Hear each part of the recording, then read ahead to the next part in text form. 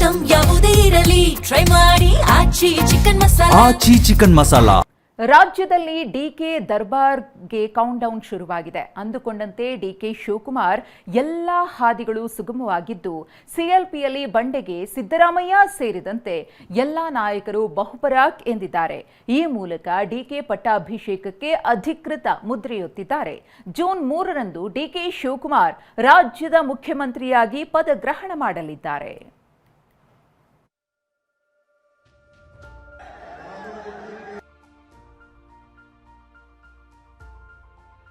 June 3ರಂದು ಮುಖ್ಯಮಂತ್ರಿಯಾಗಿ DK Shivakumar ಪದಗ್ರಹಣ. ಸಿಎಲ್ಪಿಯಲ್ಲಿ DK ಪರ ಬಹುಪರಾಕ್, ಪಟ್ಟಾಭಿಷೇಕಕ್ಕೆ ಬಂಡೆ ರೆಡಿ.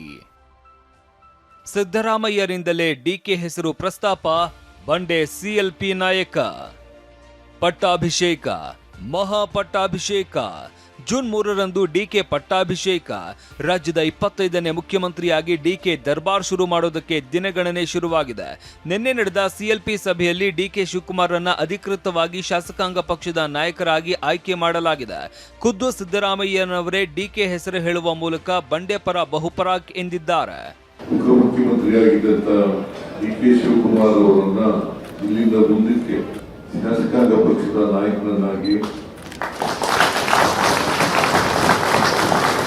ಮಾಡ್ತಕ್ಕಂಥ ತೀರ್ಮಾನವನ್ನ ಕಾಂಗ್ರೆಸ್ ಪಕ್ಷದ ಹೈಕಮಾಂಡ್ ತೀರ್ಮಾನ ಮಾಡಿದೆ. ಸಿಎಲ್ಪಿ ಸಭೆಗೆ ಹೈಕಮಾಂಡ್ನ ನಾಯಕರಾದ ಸುರ್ಜೇವಾಲಾ, ಕೆಸಿ ವೇಣುಗೋಪಾಲ್, ಜಯರಾಮ್ ರಮೇಶ್ ಸಹ ಆಗಮಿಸಿದ್ರು. ಸಭೆಯಲ್ಲಿ ಸಿದ್ದರಾಮಯ್ಯ ಸಿಎಲ್ಪಿ ನಾಯಕನಾಗಿ ಡಿಕೆ ಹೆಸರನ್ನ ಪ್ರಸ್ತಾಪಿಸಿದ್ರು. ಪರಮೇಶ್ವರ್ ಇದಕ್ಕೆ ಅನುಮೋದಿಸಿದ್ರು. ಬಳಿಕ ಶಾಸಕರೆಲ್ಲ ಸಹಮತ ವ್ಯಕ್ತಪಡಿಸಿದ್ರು. Congress high command suggested the name of DK Shivakumar, Deputy Chief Minister, as the leader of Congress Legislative Party. Siddaramaiah ji proposed the name of DK Shivakumar and Dr. Parameshwara seconded it. I would like to proudly announce that Karnataka Legislative Party unanimously elected DK Shivakumar as the leader of the Legislative Party of Karnataka Congress. ಇಷ್ಟೇ ಅಲ್ಲ, ಮಾತು ಮುಂದುವರೆಸಿದ KC Venugopal, DK Shivakumar ಕರ್ನಾಟಕದ ಮುಂದಿನ ಮುಖ್ಯಮಂತ್ರಿಯಾಗಲಿದ್ದು ರಾಜ್ಯಪಾಲರನ್ನ ಭೇಟಿಯಾಗಿ ಹಕ್ಕು ಮಂಡಿಸಲಿದ್ದಾರೆ ಅಂತಲೂ ಹೇಳಿದ್ರು. Now he is going to the governor for taking claim as a chief minister and is going to take oath as a chief minister along with his team on 3rd evening. ಇನ್ನು ಮುಂದುವರೆದು ಮಾತನಾಡಿದ KC Venugopal, ಅಧಿಕಾರ ಹಸ್ತಾಂತರ ಕಾಂಗ್ರೆಸ್ನಲ್ಲಿ ದೊಡ್ಡ ಕಂಪನವನ್ನೇ ಸೃಷ್ಟಿಸುತ್ತೆ ಅಂತ ಎಲ್ಲರೂ ಅಂದುಕೊಂಡಿದ್ರು. ಆದ್ರೆ ನಮ್ಮದು ಒಂದು ಕೂಡು ಕುಟುಂಬ ಅಂತ ವೇಣುಗೋಪಾಲ್ ಹೇಳಿದ್ರು. ಹಾಗೆ 2028ರಲ್ಲೂ ಕಾಂಗ್ರೆಸ್ ಮತ್ತೆ ಅಧಿಕಾರಕ್ಕೆ ಬರಲಿದೆ ಅಂತ ಭವಿಷ್ಯ ನುಡಿದ್ರು. This transition going to be a trouble for Congress party. Everybody anticipated that big shake is going to happen in the Congress party. Ours is a family. Ours is a family, great family. Everybody was behind Siddaramaiah ji. What Siddaramaiah ji is going to do? But with one word he replied, in his heart only Congress is there. The decision of the Congress High Command, decision of the party is the decision of Siddaramaiah ji also. He proved it in a bigger way. ಜೂನ್ 3ರ ಸಂಜೆ 4:05 DK ಪದಗ್ರಹಣ. CLP ನಾಯಕನಾಗಿ ಆಯ್ಕೆಯಾದ DK ಸಭೆ ಬಳಿಕ ನೇರವಾಗಿ ಲೋಕಭವನಕ್ಕೆ ತೆರಳಿದ್ರು. ಬಳಿಕ ಸರ್ಕಾರ ರಚನೆಗೆ ಹಕ್ಕು ಮಂಡಿಸಿದ್ರು.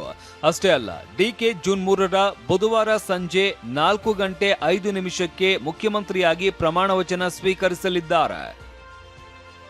ಡಿಕೆ ಸಿಎಂ ಎಂದು ಪಕ್ಕಾ ಸುದ್ದಿ ಪ್ರಸಾರ ಮಾಡಿದ್ದ ಟಿವಿ9 ನಿಜವಾಯ್ತು. ಟಿವಿ9 ಬ್ರೇಕ್ ಮಾಡಿದ್ದ ಪಕ್ಕಾ ಸುದ್ದಿ. ರಾಜ್ಯ ರಾಜಕೀಯದ ಬೆಳವಣಿಗೆಗಳ ಬಗ್ಗೆ ಟಿವಿ9 ನಿರಂತರವಾಗಿ ಪಕ್ಕಾ ಮತ್ತು ಖಚಿತ ಮಾಹಿತಿಯನ್ನೇ ನೀಡ್ತಾ ಇದೆ. ಅದರಲ್ಲೂ ಸಿದ್ದರಾಮಯ್ಯ ರಾಜೀನಾಮೆ ಕುರಿತ ಸುದ್ದಿಯನ್ನ ಮೊದಲು ಬ್ರೇಕ್ ಮಾಡಿದ್ದೆ ನಿಮ್ಮ ಟಿವಿ9. ಅಷ್ಟೇ ಅಲ್ಲ, ನಿನ್ನೆ ಬೆಳಗ್ಗೆ 10 ಗಂಟೆಗೆ ಬುಧವಾರವೇ ಡಿಕೆ ಪ್ರಮಾಣ ವಚನ ಸ್ವೀಕರಿಸಲಿದ್ದಾರೆ ಅನ್ನೋ ಪಕ್ಕಾ ಸುದ್ದಿಯನ್ನ ನೀಡಿತ್ತು. ಜೂನ್ 3ರಂದು ಡಿಕೆ ಶಿವಕುಮಾರ್ ಪ್ರಮಾಣ ವಚನ. ಬುಧವಾರ ಡಿಕೆಶಿ ಸಿಎಂ ಆಗಿ ಪ್ರಮಾಣ ವಚನ ಸಾಧ್ಯತೆಗಳು ಕಂಡು ಬರ್ತಾ ಇದೆ.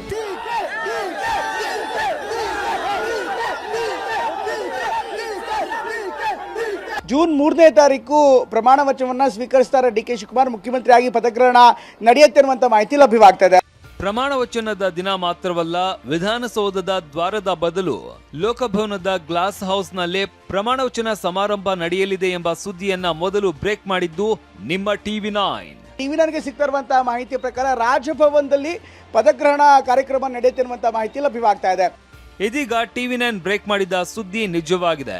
ಡಿಕೆ ಬುಧವಾರ ಲೋಕಭವನದಲ್ಲೇ ಸಿಎಂ ಆಗಿ ಪ್ರಮಾಣ ವಚನ ಸ್ವೀಕರಿಸಲಿದ್ದಾರೆ. ಡಿಕೆ ಪ್ರಮಾಣ ವಚನ ತುಂಬಾನೇ ಸರಳವಾಗಿಯೂ ನಡೆಯಲಿದೆ. ಜಿಲ್ಲೆಗಳಿಂದ ಯಾವ ಕಾರ್ಯಕರ್ತರು ಅಭಿಮಾನಿಗಳು ಬೆಂಗಳೂರಿಗೆ ಬರಬಾರದು ಅಂತ ಕೆಪಿಸಿಸಿ ಕಾರ್ಯಾಧ್ಯಕ್ಷ GC ಚಂದ್ರಶೇಖರ್ ಮನವಿ ಮಾಡಿದ್ದಾರೆ. ಇವತ್ತು ತಮಗೆಲ್ಲ ಗೊತ್ತಿದೆ, ಇವತ್ತು ಎಷ್ಟು ಕಷ್ಟ ಇದೆ ಇವತ್ತು ಬೆಂಗಳೂರು ಸಿಟಿ ಟ್ರಾಫಿಕ್ ಅನ್ನೋದು ತಮಗೆಲ್ಲ ಗೊತ್ತಿದೆ. ಆ ಕಾರಣಕ್ಕೆ ತೊಂದರೆ ಆಗಬಾರ್ದು, ಜನಗಳಿಗೆ ಇದು ನಾವು ತಗೊಳ್ಳುವಂಥ ಯಾವುದೇ ಒಂದು ಕಾರ್ಯಕ್ರಮ ತೊಂದರೆ ಆಗಬಾರ್ದು, ಆಡಂಬರದಿಂದ ಕೂಡಿರಬಾರ್ದು.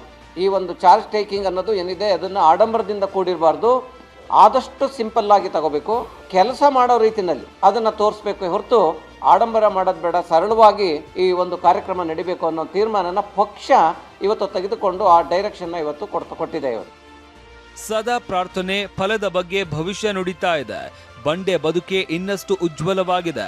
ದಶಕಗಳ ಡಿಕೆ ಶಿವಕುಮಾರ್ ಕನಸು ನನಸಾಗಿದ್ದು, ಜೂನ್ 3ರಿಂದ ಡಿಕೆ ಕರ್ನಾಟಕದ ಸಿಎಂ ಆಗಿ ಆಡಳಿತ ನಡೆಸಲಿದ್ದಾರೆ. ಪ್ರಮೋದ್ ಜೊತೆ ಪ್ರಸನ್ನ, TV9 ಬೆಂಗಳೂರು.